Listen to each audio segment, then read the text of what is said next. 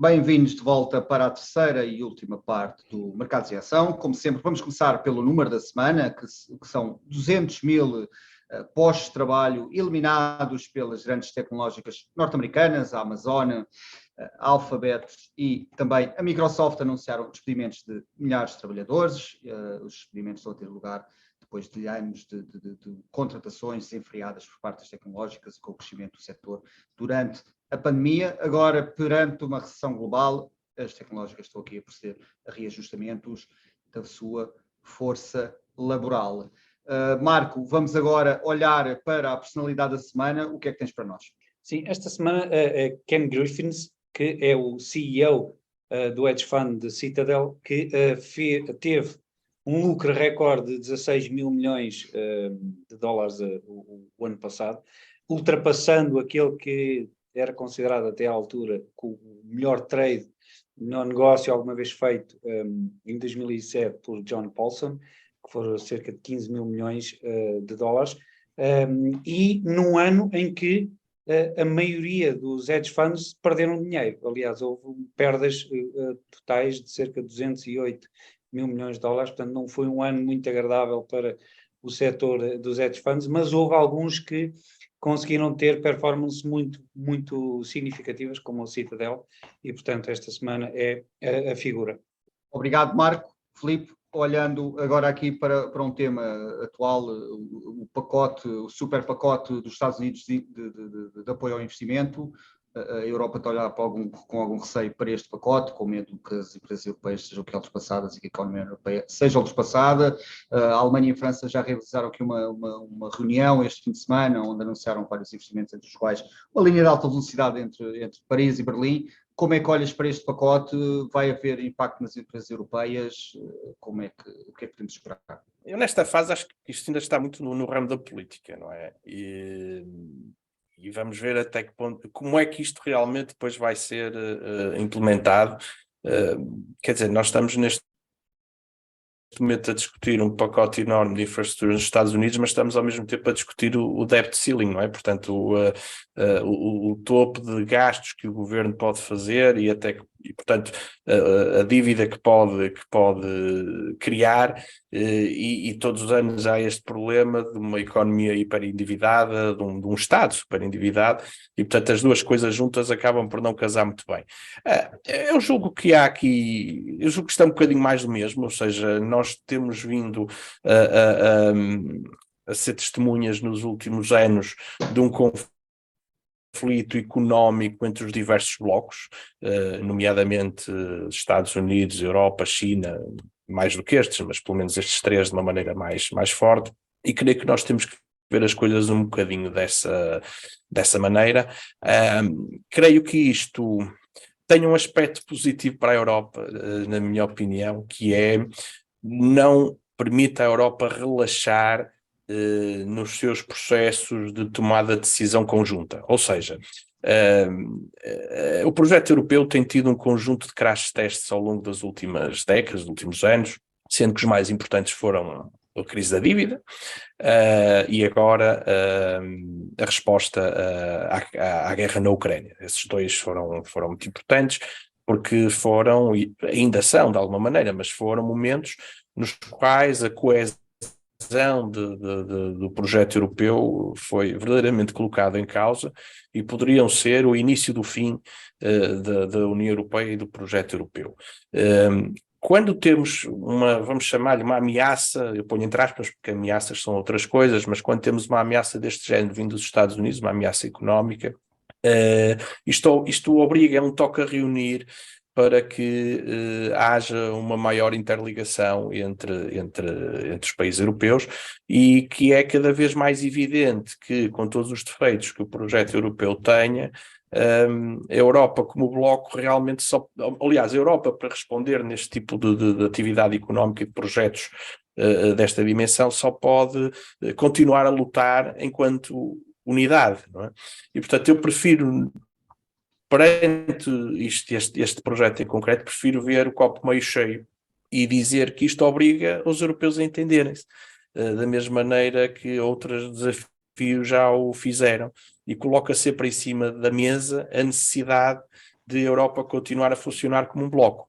Ora, eu sou um europeísta e portanto, vejo isto como um estímulo positivo a que haja esse entendimento e verdade seja dita, tem havido nos últimos tempos, a Europa tem respondido até bem a estes desafios que se lhe tenha colocado. Filipe, e como é que achas que a Europa, aliás, tem sido referido já esta semana que a Alemanha conseguiu ganhar, pelo menos para já, a guerra energética contra Putin e contra a Rússia, pelo menos conseguiu não cair, mas achas que esta questão energética poderá ser ainda tema para 2023, 2024 e poderá ser um fator de união para os próximos anos?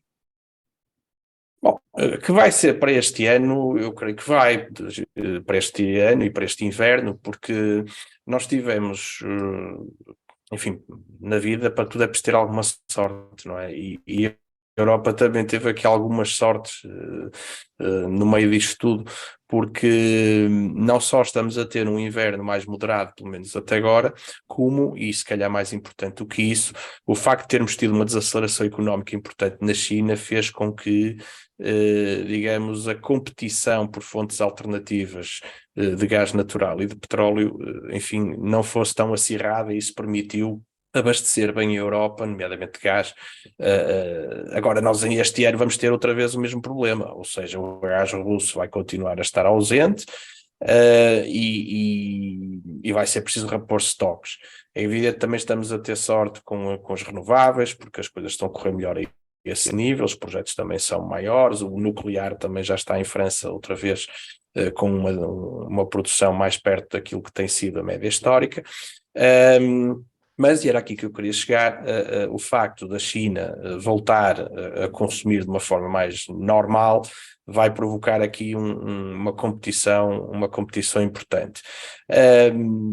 É sempre, a Europa normalmente funciona sempre da mesma maneira, que é logo, a primeira reação é um bocadinho cada um por si, e depois a Europa percebe-se que se calhar é melhor ir junta, não é? E eu creio que isso também está a acontecer aqui na energia, e creio que a Europa já se apercebeu, aliás, sempre se apercebeu, só que não quis resolver o problema de que a dependência energética é um problema complicado. Só que se antes era um problema desagradável no sentido em que obrigava a transferir uma parte importante da nossa riqueza, nossa europeia, para outras áreas geográficas, o problema passou a ser diferente, passou a ser de ter ou não ter, ou de ter a preços que não seriam cabíveis, não é?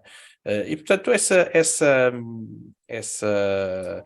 como é que dizer, essa necessidade está a aguçar efetivamente o engenho, está a aguçar a necessidade de maior integração e temos, penso que vale a pena falar nisto, uma divergência brutal entre as autoridades monetárias dos dois lados do Atlântico, porque o BCE está comprometido com a transição verde, vamos chamar-lhe assim, enquanto que a Fed já disse que isso não era nada com eles, é uma questão do Estado e eles estão lá para fazer outro tipo de coisas. Eu não me interessa muito discutir quem é que tem razão, não tem, mas que há na Europa um envolvimento de uma das instituições mais importantes do projeto europeu nesta altura, que é o BCE, no esforço de transição energética, e portanto isso parece-me ser suficiente para nós nos acreditarmos que esse vai ser o caminho, o da menor dependência energética face aos fósseis, não só por serem fósseis, mas essencialmente por não serem europeus. Creio que esse é o objetivo.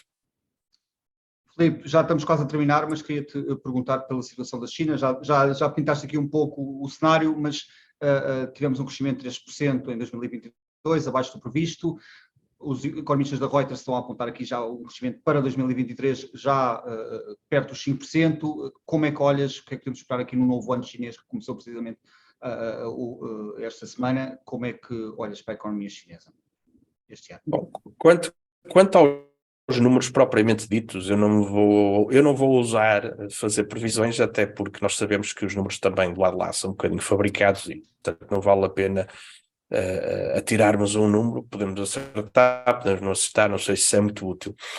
Vamos ter naturalmente um acelerado à atividade, a política de Covid-0 está morta, a grande vaga de infecções que provocou também uma pausa, uma paralisia importante na economia, também parece que já está a ficar para trás, coincide com o final do ano, enfim, um novo começo.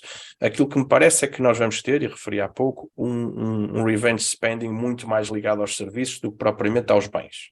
Isso é aquilo que me parece. Isso faz com que o perfil seja um bocadinho diferente. Agora, há aqui algumas incógnitas, nomeadamente relativamente ao peso, não é ao peso, portanto, ao comportamento do setor imobiliário, que tem um peso importante na economia chinesa. Há uma tentativa do Estado em que nada caia, nada de muito importante caia e que os projetos cheguem ao fim. No entanto, sabemos que é um problema. E depois há este tema que foi levantado recentemente, que é o tema demográfico. A China está a perder população, isso já não acontecia há décadas, e creio que vai haver também medidas no sentido de promover um pouco mais a natalidade. Mas, em geral, eu diria que para 2023 as expectativas de evolução da economia chinesa são positivas, isto é, vamos ter um crescimento mais forte do que aquilo que tivemos em 2022, e isso contrasta com aquilo que vamos ter nos Estados Unidos na zona euro, ou seja, em que vamos ter um crescimento mais fraco do que aquele que tivemos em 2022. E isto é que é, penso eu, a grande novidade, ou seja, vamos ter novamente a China, digamos, a dominar manchetes do ponto de vista de crescimento, mas eu continuo a achar que para este ano, eu estou moderadamente otimista, também sou um bocado otimista, mas acho que vamos ter um ano que, enfim, com as incertezas nomeadamente associadas à guerra, isso enfim, é incontornável, mas creio que do ponto de vista de crescimento económico vamos conseguir ter crescimento económico positivo nas principais áreas do globo, vamos ter a inflação mais moderada, vamos ter subidas de juros, mas digamos, a subida que vai acontecer agora não se compara com aquela que tivemos em 2022 e, portanto, se calhar 2023 pode surpreender pela positiva, não por ser um ano fantástico, mas por não ser tão mau como aquilo que se previa, porque, como dizia alguém no final do ano passado, em 2023 iríamos ter a recessão mais antecipada de sempre. Pois, as recessões normalmente acontecem por surpresa, não são assim antecipadas, portanto, se calhar vamos ter uma surpresa mais agradável este ano. Filipe, obrigado por teres aceitado o nosso convite. Até uma próxima oportunidade. Obrigado, eu. Marco, Obrigado. Obrigado. Marco, vemos para a semana. Até para a semana. Veja este e outros programas no site e nas redes sociais do Jornal Económico. Ouça também a versão em podcast nas principais plataformas de streaming. Chegamos ao fim de mais um Mercados em Ação. Boa semana e bons negócios.